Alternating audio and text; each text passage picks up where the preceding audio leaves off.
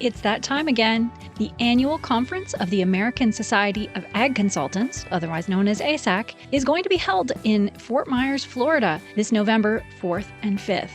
Kurt Covington is one of 9 professionals who will address the conference. The other speakers who will cover a wide range of topics represent Florida Farm Bureau, Florida Citrus Commission, University of Tennessee Institute of Agriculture, National Ag Law Center, Risk Mitigators and Advisors, Tyler Associates, as well as the lead economist for dairy at CoBank, and myself, Chrissy Wozniak from North American Ag. The day and a half of presentations will be followed by ag tours on Tuesday afternoon at Echo Farms, one of my favorite places here in Fort Myers. Attendees will experience farming at its most creative, with unique demonstrations, plants, and techniques being used to help farmers and urban gardeners in developing countries. A second tour at Echo will showcase simple technologies that can improve food, water, and shelter for millions of people. A third tour of a hydroponic grower is also being planned. For more information and to register, visit www.agconsultants.org. That's www.agconsultants.org. See you there. Today's Ag Spotlight episode is sponsored by Coolers. Make every day a cool day for your cows. The Coolers system allows you to control the cow's environment 24/7. For more information, go to NorthAmericanAg.com and find them in the Industry Connect section.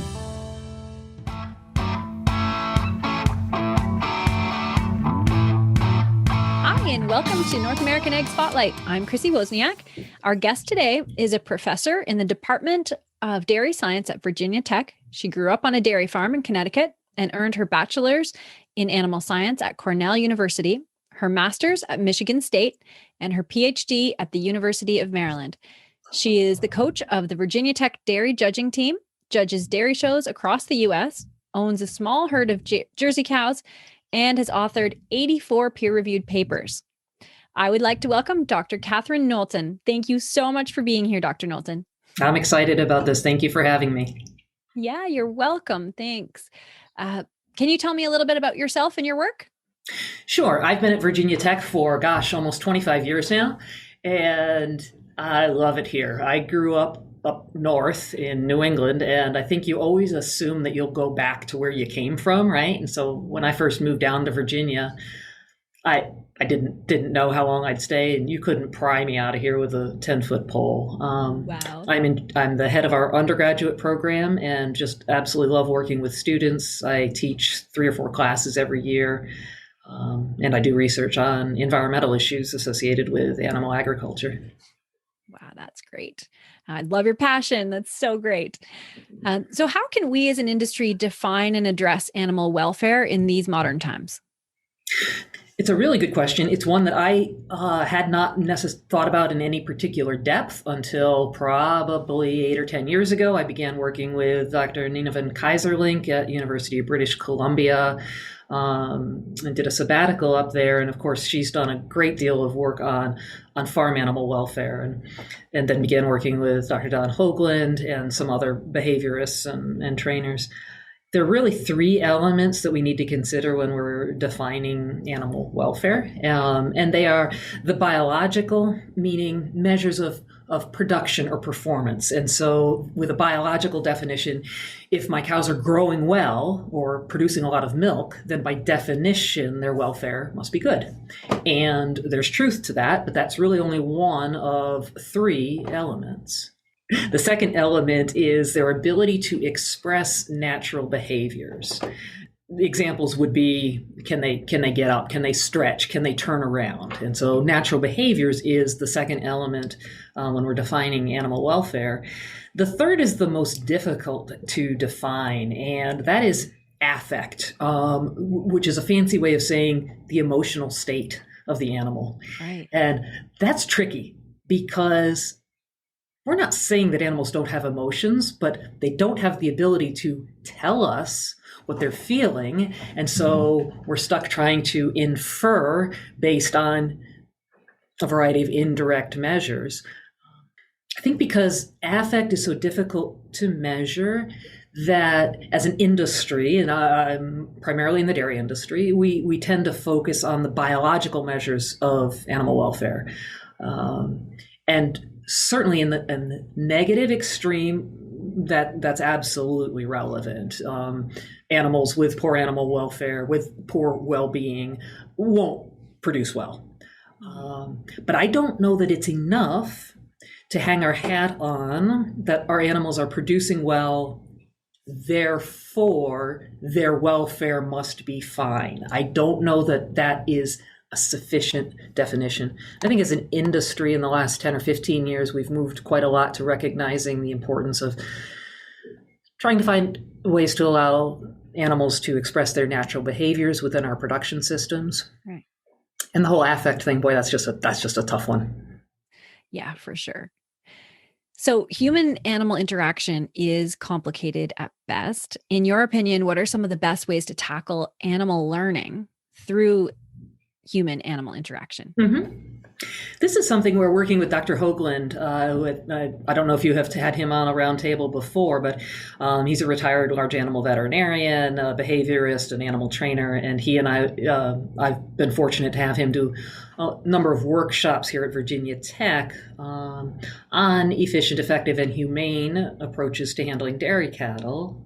One thing that Dr. Hoagland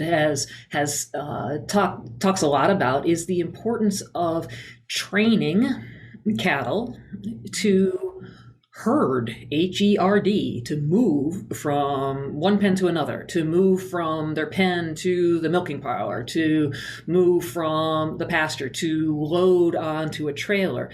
And there's a lot of things that can go wrong when you're asking animals to move from one pen to another to load onto a trailer.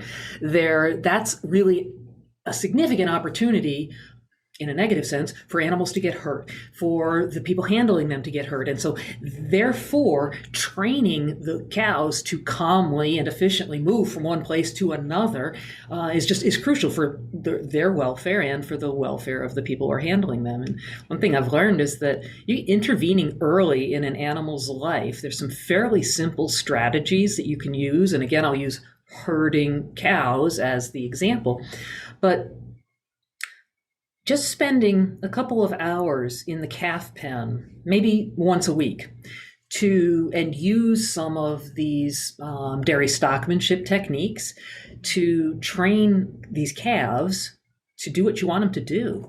Dr. Hoagland says cows can learn anything, and so they're learning from every interaction that we have to them. And I've often thought, even on these very large dairies, for instance, send your calf manager out to the calf pen every Monday afternoon and simply work with a group of, if it's 20 calves or 50 calves, depending on how many are in that pen, but work with them and train them to herd using these dairy stockmanship techniques.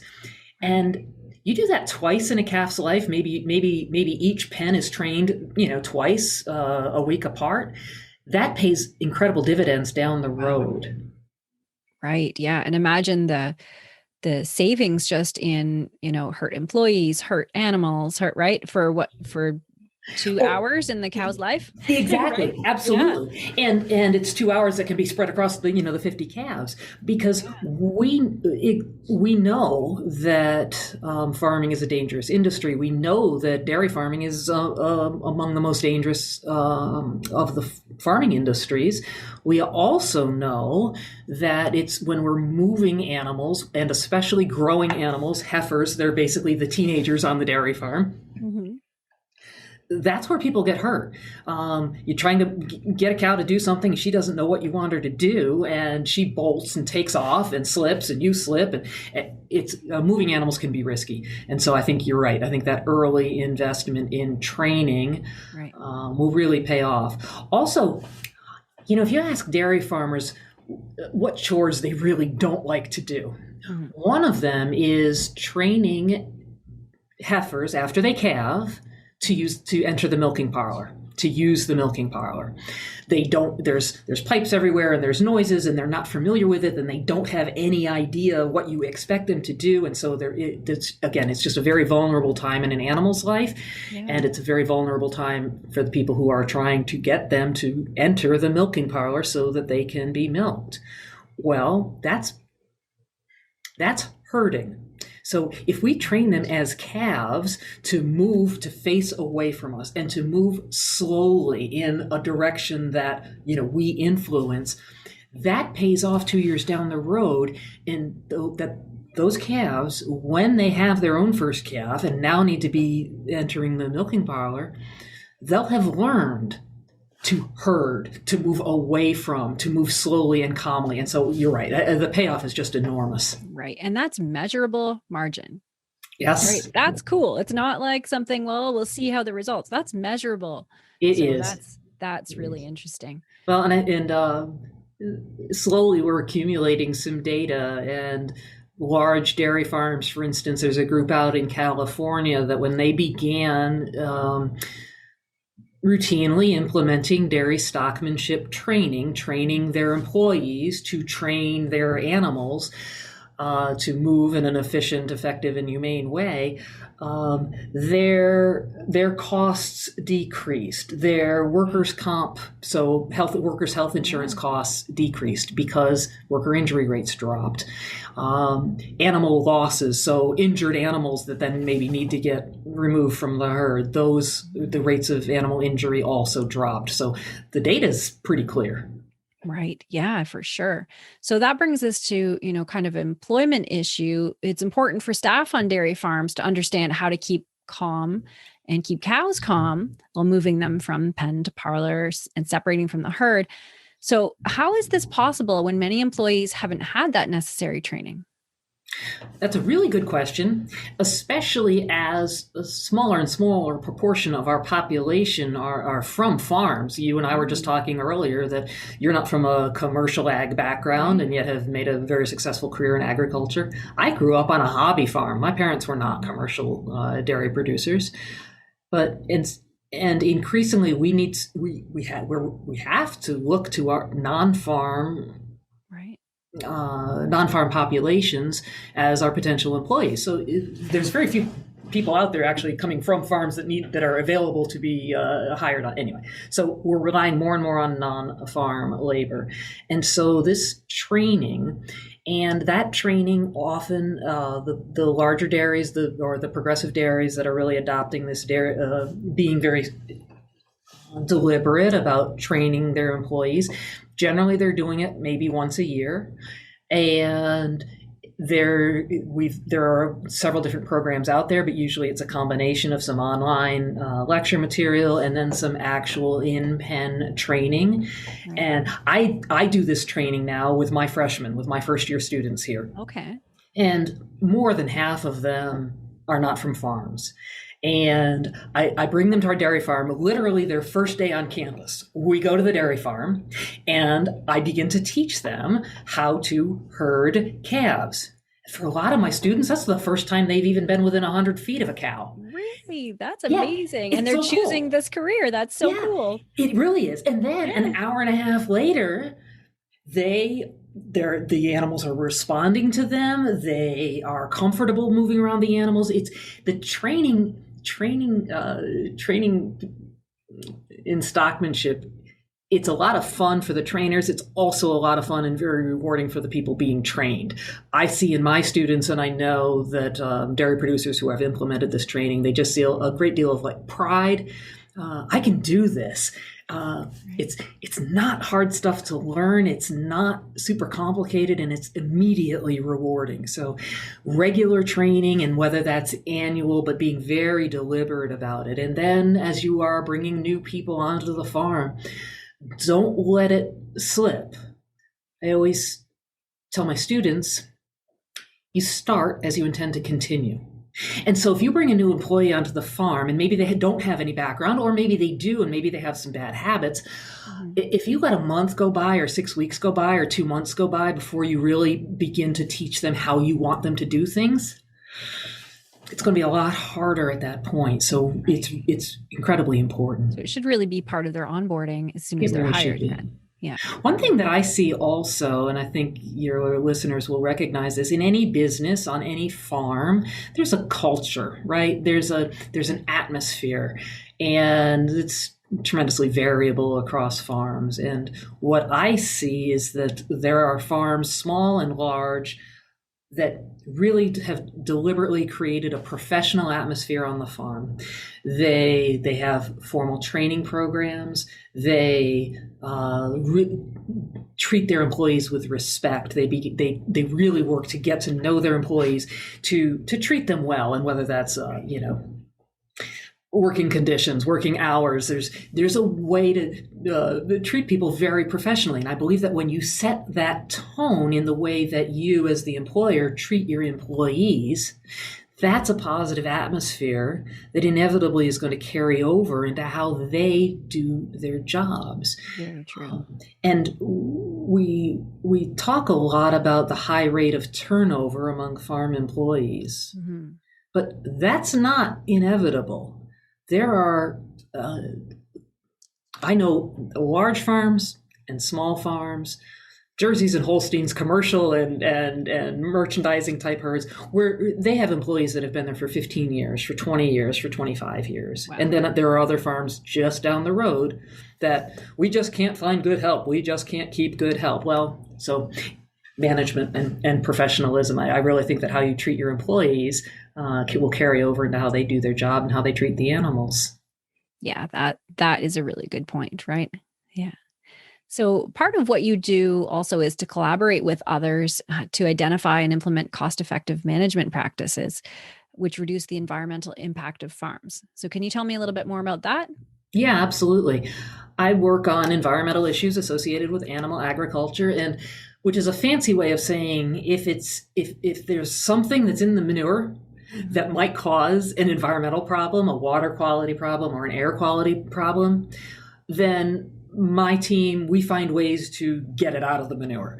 And so most of my early work was on phosphorus. And so there's, proportionally speaking, more phosphorus in manure than most crops need. And that over time, as you land apply manure, there will be a phosphorus buildup in the soil that can lead to contamination of surface water. So if the phosphorus builds to a certain level in the soil, it can run off in a rainstorm, for instance, and get into streams and lakes and bays and cause water quality problems. Nitrogen, similarly. And so what we try to do is find different ways to reduce the phosphorus content of manure. The very first study I ever did, I had 13 cows. I had 13 students working for me, and I fed those cows one of 3 different levels of dietary phosphorus. So kind of a medium phosphorus diet, one that is above their requirements and one that was as low in phosphorus as I could get it. Okay. And so I thought that one would be below. So I had these 13 cows and I had these 13 students, and we collected every ounce of manure that those cows produced across a 2-month period of time. Surprising how many students want to collect manure. Right. They're so eager to just work with cows. Right? And so what we found was there was just this direct linear relationship that every extra ounce of phosphorus that we added to the cow's diet didn't do the cow any good. It didn't have any effect on milk yield or on body condition or on reproductive performance. It didn't help her in the slightest. All it did was increase the amount of phosphorus in the manure. And so that led to practices that are now really being adopted around the world to be sure that we're not overfeeding phosphorus, realizing that cows really don't need supplemental phosphorus in their diet. And if we can match what they consume to what they need, we can cut the amount of phosphorus in the manure in half. So if it's in manure and it might cause an environmental problem, we try to get it out of there. I work with engineers, for instance, to use some of the fancy wastewater treatment engineering techniques. And you apply those to manure, and you can pull the phosphorus out of the manure and, concentrate the phosphorus just into, get it to crystallize, get it to precipitate out. And now you've got this very dense fertilizer type material, high phosphorus, and the rest of the manure is quite low in phosphorus. So I like to work with engineers. Engineers are very useful people, economists, also environmental organizations. One of the most important efforts or impactful efforts, I think, in my career is a collaborative effort that we began probably 20 years ago, bringing together agricultural organizations, government agencies, scientists, and the environmental community. Wow. The Chesapeake Bay Foundation is a powerful environmental organization in my part of the United States.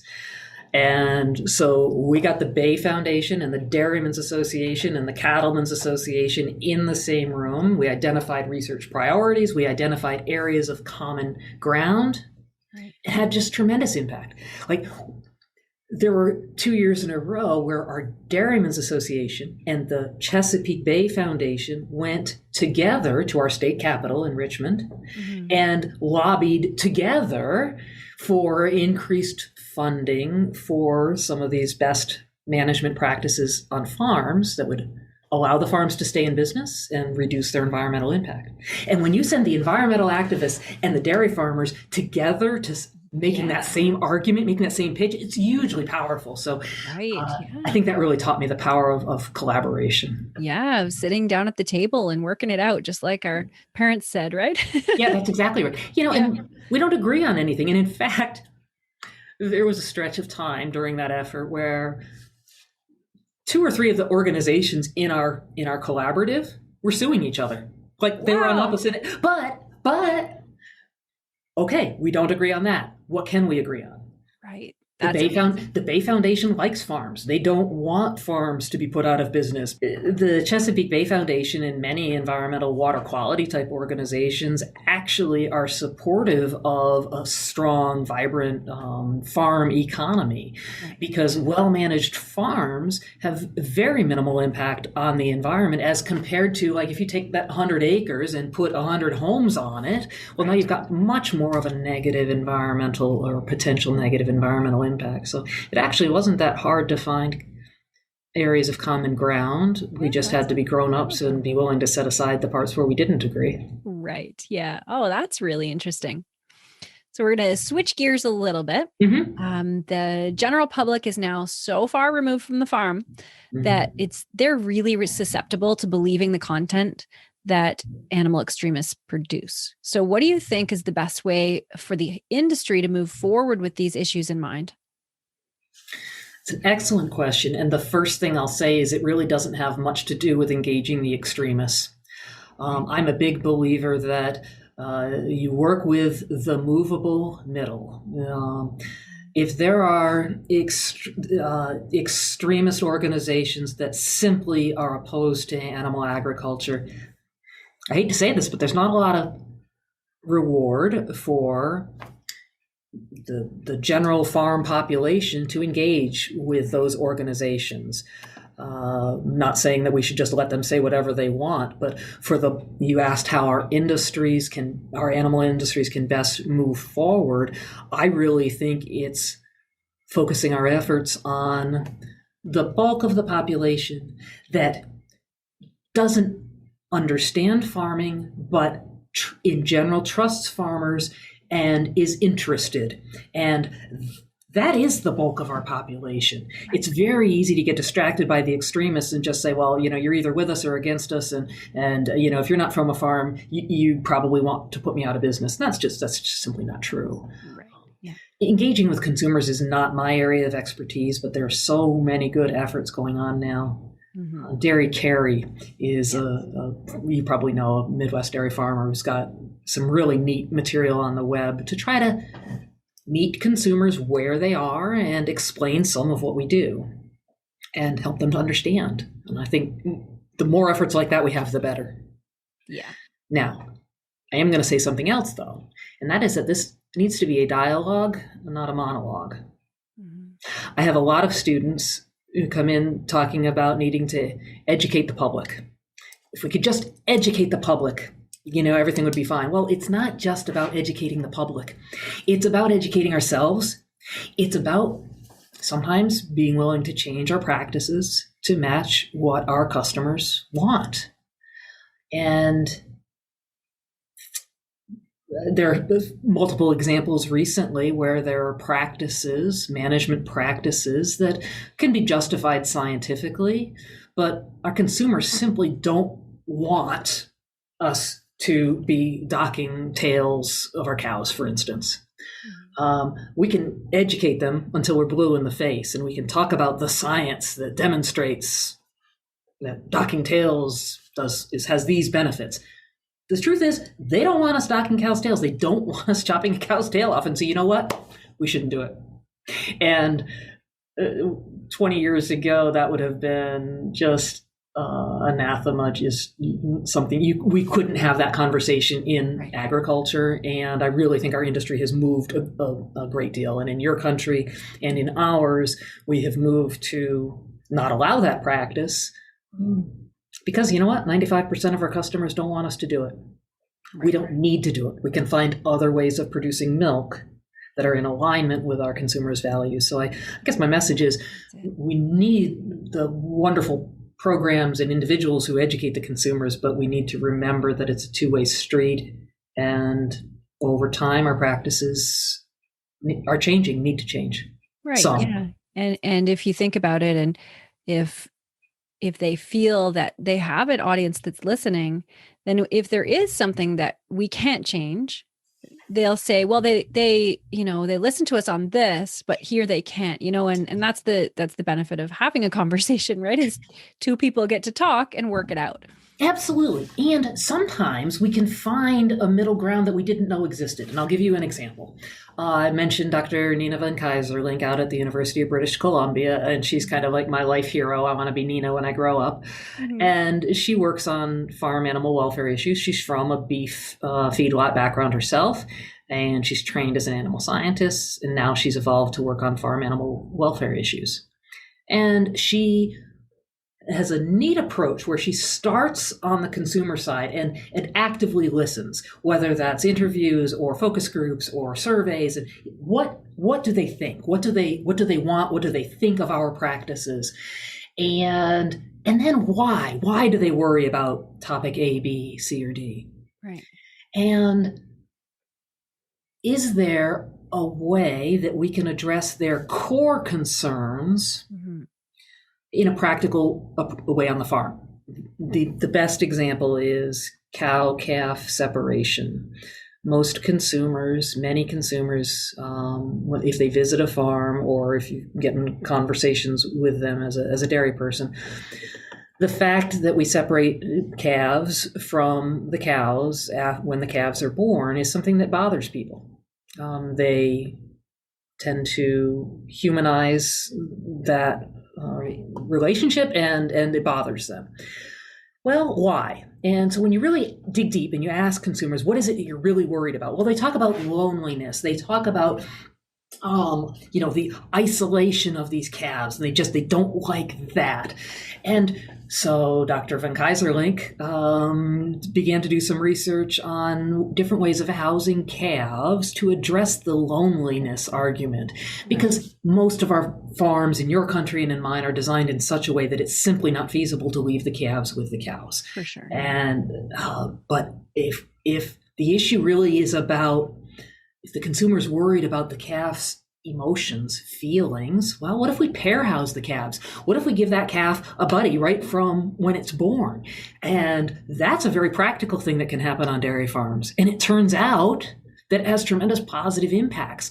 Calves that are pair housed are less distressed throughout their life. They adapt to change more readily. There's just some really cool research. Cows that were pair housed when they were calves seem to be more tolerant. They learn more quickly. They learn. You put them in a new environment, and they just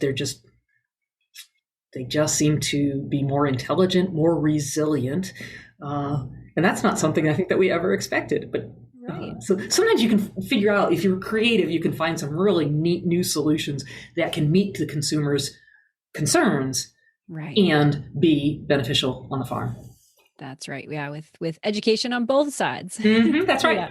Yeah. Oh, that's really cool. And so as a professor, what positive trends are you noticing in the up and coming generation that is entering the ag industry? I love that question. You hear sometimes you'll hear people say, "Oh, kids these days, right, they don't whatever." I'm here to tell you, kids these days are incredible. I'm generalizing. I'm going to. This generation, they're very conscientious. They're not necessarily their motivations are diverse. They care about the environment. They care about their peers. They care about their grandparents. They care about the world that they're inheriting and the world that, in many ways, they're a great combination of idealistic and pragmatic.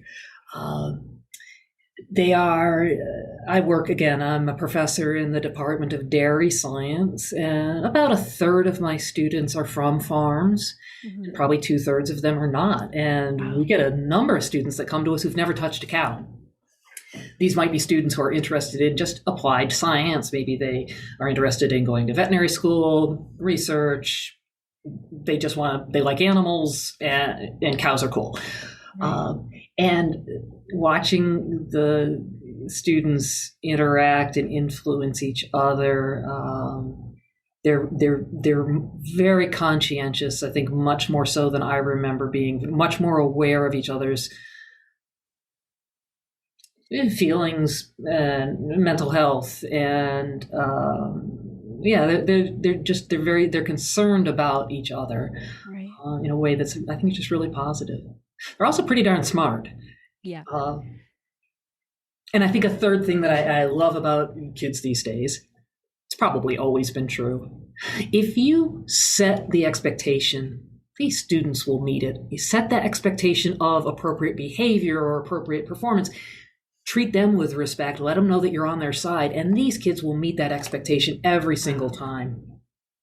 You know, when I coach judging team and we travel a lot, and the rule is that if I say that we're leaving at 7, we're driving out of the parking lot at 7. And if you're driving in the parking lot, well, you're going to have to follow the van for a couple hours because I'm leaving at 7. Consequently, guess what?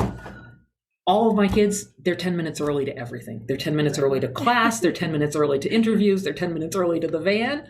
Guess what? They can learn to be on time. Anyway, kids these days are phenomenal. Yeah. Oh, I love it. That is so great. So I have one more question for you. What do you want your legacy to be? How do you want to forever impact our industry? That's a really good question. I'm fortunate in that the research that I do, I think, has obvious positive societal impact, in that we're finding economical, practical solutions to keep farms in business while protecting air and water quality. I have my 84 peer-reviewed publications, but my research is really not how I'm impacting the world. I impact the world through my students and help introducing students to agriculture who aren't familiar with agriculture, helping them figure out what their passion is, helping them figure out what they really want to do with their lives, and then how to get there, helping them understand that, you know, things always get better, that I always tell my students, things work out in the end. And if they haven't worked out yet, it's because you're not at the end yet. So hang in there. And I really, the youth are our future. And the program, the department, the university that I'm at is very student oriented. And I really enjoy identifying students when they're teenagers, getting them to come to Virginia Tech and advising them and mentoring them and teaching them and seeing that growth between 18 and 21 or 22. And hopefully we're helping them become better human beings, and then they'll pass that on in terms of how they interact with young people, with students. So I hope that I'm producing a generation of students that have a positive understanding of the agriculture industry, are learning best practices to keep our industry sustainable, but also who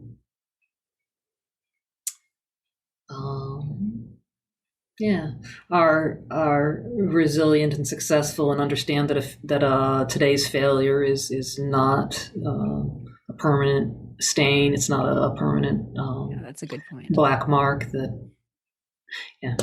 Through my students.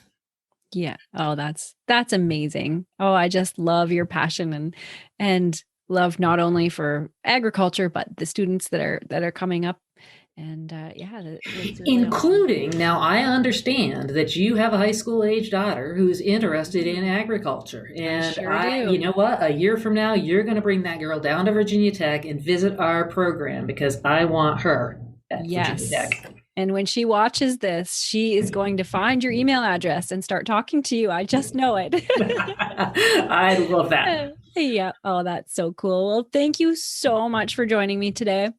And thanks to everybody who is watching or listening. If you want more information, go to northamericanag.com/Virginia Tech Dairy. The links are all provided in the show notes below. So until next time, thank you so much for joining me and have a good day.